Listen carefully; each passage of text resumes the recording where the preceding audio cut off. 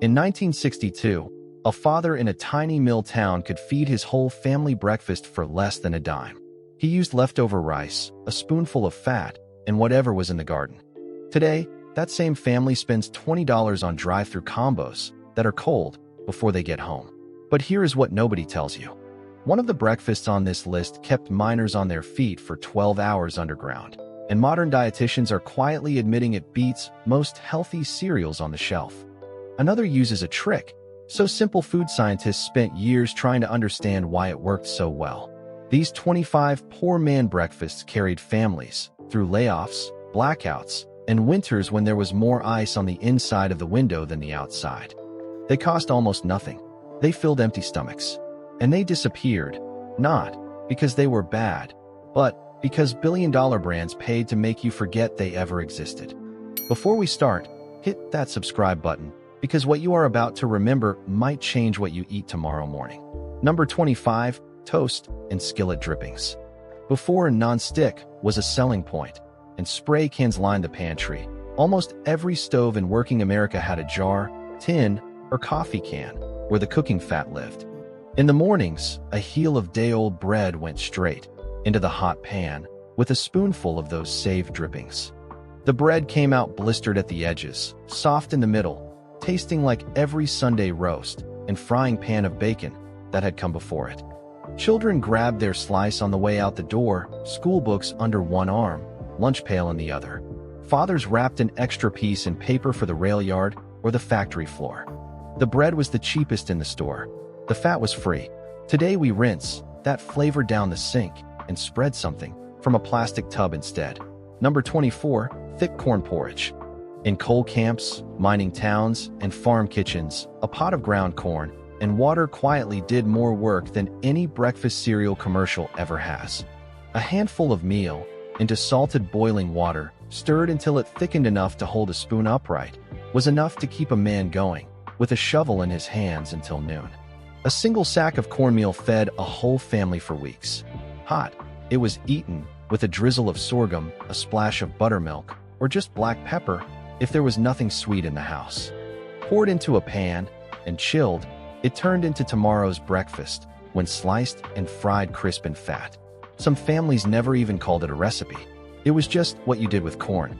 Now, instant packets and sugar dust have taken its place on the shelf. Number 23, warm bread and milk. When bellies were empty, throats were sore, or the paycheck hadn't stretched as far as hoped, there was always bread and milk. A slice or two of toasted bread went into a bowl, buttered if you were lucky, then covered with milk warmed on the stove and kissed with a pinch of salt and sugar. That was breakfast, sick day comfort, and end-of-the-month survival all in one. Milk deliveries clinked onto porches at dawn for just a few coins. Day-old bread from the bakery, or the loaf that had gone a little stale on the counter, turned that milk into something almost gentle enough to be called a hug.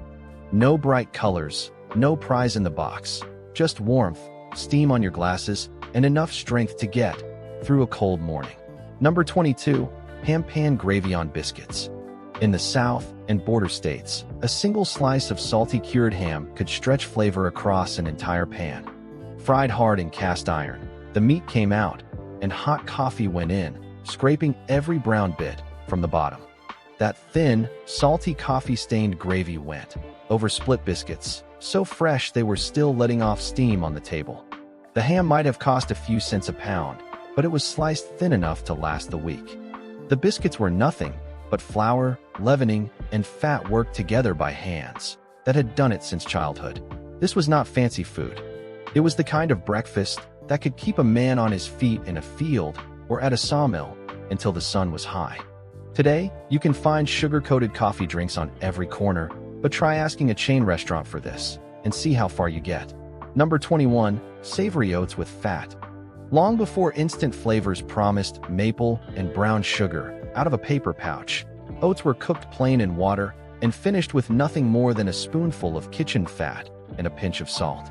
No drizzle of syrup, no dried fruit, just grains, grease, and grit. A tin of rolled oats could be had for pocket change and sat on pantry shelves across the country. The lard or drippings beside the stove turned what would have been a thin porridge into something that stuck to your ribs. Kids rarely cheered when they saw it on the table. They ate it because there was no alternative and because the person at the stove expected an empty bowl. Ironically, modern diet experts now tell us to add fat back into breakfast for lasting energy. Our grandparents were already doing that with a single spoonful from a chipped coffee can. Number 20, the simple fried egg sandwich. One egg, cracked into a pan that had already seen the bacon. Fried until the edges laced brown and crisp, the yolk still soft in the center. 2 slices of white bread, no artisan crust, no special grains, wrapped around it, with a shake of salt and pepper. That was it. No avocado, no aioli, no side of fruit. In the 1950s, a dozen eggs didn't break the grocery budget, and 1 egg per person meant everyone got something hot before stepping into the day. Workers ate them out of waxed paper on the bus. Children dripped yolk down their fingers at the kitchen table. You can pay $8 or $10 for a dressed-up version at brunch now, but the original was made to be cheap, fast, and exactly good enough. Number 19, tangy tomato pan gravy. When the cupboard held little more than a can of tomatoes and a sack of flour, mothers in hill country kitchens turned that into something that could feed a table. A bit of fat and flour cooked together in the same skillet that had seen bacon or sausage earlier in the week. Then in went chopped tomatoes, and their juice simmered until the whole thing thickened into a bright, sharp gravy. Ladled over biscuits or day-old cornbread, it tasted like more than the sum of its parts, sour, rich, and somehow fresh even in the dead of winter. During the hardest years, this kind of breakfast quietly kept bodies moving and lights on. It never made it into glossy cookbooks, and when people moved off the land and into apartments, the recipe often stayed behind, living only in the memory of what grandma used to make when there was nothing else. Number 18, creamed meat on toast. Dried or leftover bits of beef, ham, or sausage were not scraps to be thrown away. They were the base of Tuesday morning. Chopped fine and simmered in a quick white sauce of butter, flour, and milk, that humble mixture was spooned over toasted bread until the plate was more gravy than anything else. Children either loved it or hated it, and there was rarely a middle ground. But nobody could argue with how fast it came together or how far it stretched a small amount of meat. For men who had come home from war and learned to eat versions of it in mess halls, it tasted like a strange blend of memory and survival. By the time microwave breakfast sandwiches took over, the little jars of dried meat and the habit of saving every scrap had quietly disappeared from most kitchens. Number 17, flour gravy over hot biscuits. This was the real poor man's champion. A spoonful or 2 of fat, an equal scoop of flour, and a splash of milk from the icebox became a thick, pepper-flecked gravy when whisked together over heat. Poured over split biscuits, it turned a few cents worth of pantry staples into a breakfast that filled the table and the house with the smell of something far richer than it really was. Government pamphlets once praised this sort of meal for being cheap, shelf-stable, and satisfying. Cereal companies saw a threat. Their ads promised that modern mothers could skip the skillet and simply pour breakfast from a box. It worked. Within a single generation, this became a weekend treat instead of a weekday habit, and we convinced ourselves the trade was progress. Number 16, country corn cakes. Ground cornmeal, boiling water, salt, and a spoonful of melted fat, stirred just enough to come together, then slapped onto a hot, greased griddle. The cakes sizzled and spat, crisping at the edges and staying tender inside. Served with nothing more than a drizzle of syrup, a smear of jelly, or even just more fat, they were the kind of breakfast you ate with your hands. The recipe walked into American kitchens with indigenous cooks and never really changed for centuries. In some homes, the same battered skillet cooked corn cakes for 3 generations. When boxed pancake mix and cartoon mascots arrived, these rough-edged, history-heavy cakes started to fall off the table. You can still find versions if you know which grandma to ask, but most people never learned the name. Number 15, next-day potato patties. In a 1950s kitchen, throwing away potatoes would have felt almost criminal. Last night's boiled or mashed potatoes were mashed again, with an egg, a spoonful of flour, and a bit of salt, then patted into rough cakes, and dropped into a hot pan filled with grease. The edges went almost lacy and dark, the center stayed soft and steaming. Served alone with a splash of ketchup or next to a single fried egg, they turned leftovers into the star of the plate. Kids grabbed for the darkest ones, the cakes that flirted with being burned. This was recycling, before anyone used the word for trash. Today, far too many potatoes go straight into the garbage disposal, and the idea of planning for tomorrow's breakfast with what's left from supper barely crosses our minds. Number 14, coffee and bread in a bowl. On cold mornings in farm country and small towns with Scandinavian roots, breakfast sometimes looked like this: stale bread torn into pieces, hot black coffee poured over the top, then a ribbon of cream and a spoon of sugar to finish. It sounded odd even then to outsiders, but to the families who grew up with it, this was simply how you start the day. The bread softened into a warm, sweet mush, and the coffee's bitterness mellowed into something closer to dessert than a drink. It used what was already there, yesterday's loaf and this morning's pot of coffee, and fed both the adults who needed caffeine and the children who needed calories in a single chipped bowl. When boxed pastries and glazed donuts arrived in the supermarket, this quiet ritual vanished almost overnight. Number 13, skillet corn cakes with syrup. These were the everyday cousins of fairground funnel cakes and festival treats. A loose batter of cornmeal and water hit a smoking hot skillet and set into thin, uneven cakes with crisp edges and a tender middle. They were flipped once, stacked on a plate, and covered with cane syrup, sorghum, or whatever sweet could be spared. In many black and rural southern households, they were as common as toast. A bag of cornmeal could last a month, and nobody measured with cups, just by eye and experience. As families moved north and west, chasing factory work and steady paychecks, the cast iron skillets followed, but the daily ritual of these quick cakes slowly faded. The children who woke up to toast and processed spreads never knew what they had missed. Number 12, egg in the middle. One slice of bread, one glass pressed into the center to cut a neat circle, and one egg.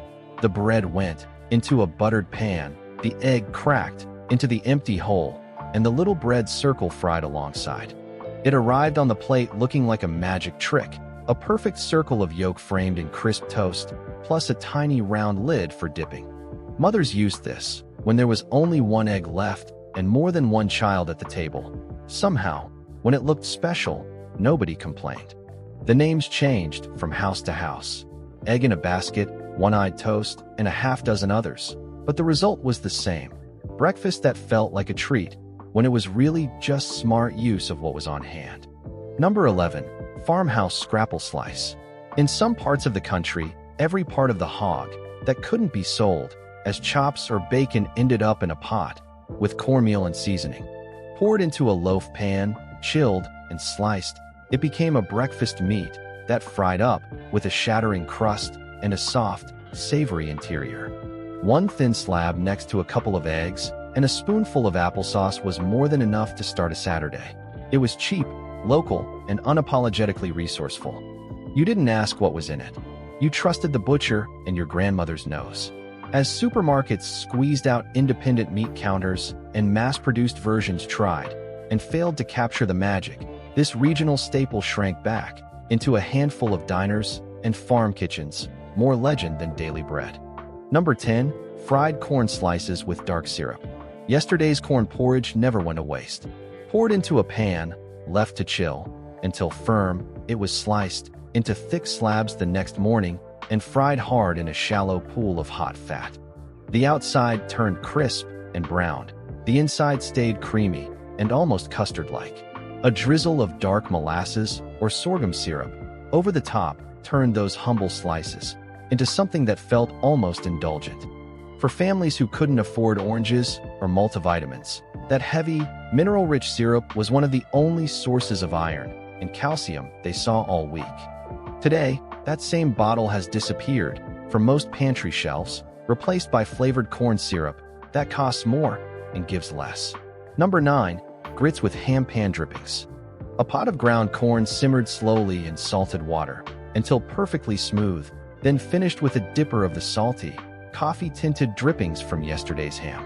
Every spoonful was part porridge, part gravy, and entirely tied to place. This was the taste of coastal lowlands, pine country, and red clay hills. A 10-cent bag of grits went a long way when combined with careful saving of every flavorful drop in the pan. When people left small farms and tenant houses for jobs under fluorescent lights, quick-serve sandwiches and paper wrappers replaced bowls of this steaming, savory comfort. What had once been a binding taste of home became something you might only see on a menu labeled country style once a year. Number 8. Crisp fried corn loaf with eggs. In the Midwest and Plain States, families took that chilled corn loaf and pushed it even further, serving it right alongside their eggs. Thick slices of yesterday's mush went into the skillet first, browning until the outside crackled when you cut into it. Eggs landed next to them, their yolks broken on the plate and pushed into the crunchy edges. This was workday fuel, not company food. Men ate it before heading to barns and fields, women before hours of laundry, canning, or piecework. It cost almost nothing because it depended entirely on using up what was already paid for the night before. Resealable bags and ready-made waffles have no answer for that kind of quiet efficiency. Number 7. Hot biscuits with thick cane syrup. Just baked biscuits, split open while still almost too hot to touch, were drowned in syrup, so dark and slow-moving it seemed reluctant to leave the jar. Flour, fat, and sour milk turned into layers of steam and crumb that soaked up sweetness and disappeared in 3 bites. Women who could make those biscuits properly, tender, tall, and never dry, earned a kind of neighborhood fame. Girls watched their mothers' hands, learning by feel instead of recipe cards. Then cardboard tubes filled with refrigerated dough hit grocery shelves and promised homemade with a twist and a pop. Slowly, the quiet pride tied to a pan of perfect biscuits slid into the background, and the syrup jar moved to the back of the cupboard. Number 6. Toast with jelly and saved fat. One of the most vivid taste memories for many children of the 1950s is this: a slice of toast brushed first with warm drippings from the pan, then topped with a spoon of cold homemade jelly. The heat melted the bottom layer into the bread, while the jelly stayed cool on top, turning each bite into a clash of textures and temperatures: sweet, salty, sticky, and rich. Families that kept both a grease jar and a row of jars sealed with paraffin had everything they needed for this breakfast without spending an extra cent. Today, breakfast spreads come in squeeze bottles and tubs, and we talk about pairings and tasting notes. Back then, it was just using what you had and making sure nobody walked out the door on an empty stomach. Number 5. Cold rice and milk in a bowl. Last night's pot of rice went into the icebox instead of the trash. In the morning, a scoop landed in a bowl, followed by cold milk straight from the bottle and a spoon of sugar, if there was any to spare. That was all it took. No stove, no skillet, no pan to scrub. For families of many backgrounds, from southern farmsteads to small West Coast neighborhoods built by immigrants, this was simply what you did with leftovers. The grain stayed chewy in the cold milk, and the sugar dissolved slowly as you ate. Long before cartoon mascots shouted from the box, this was the original cold cereal, and it was built entirely out of common sense. Number 4. Sour milk over crumbled cornbread. In houses without constant refrigeration, milk never went to waste just because it thickened and turned tangy. Poured over a glass or bowl full of crumbled cornbread, that sour, spoonable milk became a breakfast as sharp and refreshing as it was filling. Nobody knew the word probiotic, but they knew how it made them feel. It settled stomachs, cooled bodies in hot weather, and stretched the life of every drop brought in from the barn. When pasteurization and long-haul trucking changed what came in the bottle, this quiet little bit of everyday fermentation faded. A food that once cost nothing and supported whole communities was replaced by flavored yogurt in tiny cups with a price tag that would have made earlier generations shake their heads. Number 3. Water-based skillet gravy. This was the bottom of the barrel in terms of ingredients and, strangely, near the top in terms of respect. When there was no milk left and no meat to flavor the pan, there was still flour, leftover fat scraped from yesterday's skillet, and water from the tap. The flour was browned carefully until it smelled nutty, then thinned with water and seasoned with nothing more than salt and pepper. Poured over biscuits or toast, it was thin, a little rough, and absolutely life-saving. Children didn't always know how close to the edge their parents were. When this showed up on the table, they just knew it was hot, and they weren't hungry anymore. There is no boxed or frozen version of this sitting in supermarket freezers. It lives only in the stories of those who remember scraping by with it and somehow looking back with something like gratitude. Number 2, fried bread dough pieces. On baking day, when a big batch of yeast dough was bubbling and rising on the counter, there was always a little extra. That handful of dough got pinched off, flattened into rough rounds, and slid into a skillet of hot fat. In seconds, they puffed, blistered, and turned the color of late afternoon sunlight. Dusted with sugar or drizzled with syrup, those pieces were a reward for kids who had helped knead, for husbands who had chopped wood, or simply for whoever happened to be leaning on the doorframe. The dough was already made, the fat already hot. The only extra cost was a bit of patience and a kitchen that would smell like fried bread for the rest of the morning. Today, you can buy something similar at a fair for the price of a whole 1950s grocery trip. Number 1, greens broth over biscuits. After a pot of collards, turnip tops, or cabbage simmered for hours on the stove, the dark liquid left behind was never poured down the drain. That pot liquor, salty, rich, and full of whatever the garden had to give, was saved in jars by the same careful hands that saved bacon grease. In the morning, it was reheated and ladled over hot biscuits split open on the plate. The cost was almost nothing: seeds for the garden, flour from a big sack, and fat from whatever scraps could be rendered. The value, though, went far beyond calories. That bowl held minerals, vitamins, and the quiet certainty that even in the leanest years, somebody in the house knew how to turn almost nothing into enough. These weren't just breakfasts. They were proof that the people who had the least often knew the most about feeding a family and wasting nothing. Somewhere between the cereal aisle and the drive-thru window, we let that wisdom slip through our fingers. If even one of these poor man breakfasts stirred a memory, try bringing it back to your own table this week and tell us in the comments what you cooked and where you're from. That's how we keep these stories and the people who first cooked them alive. And if you want more forgotten meals like this, make sure you're subscribed so you don't miss the next one.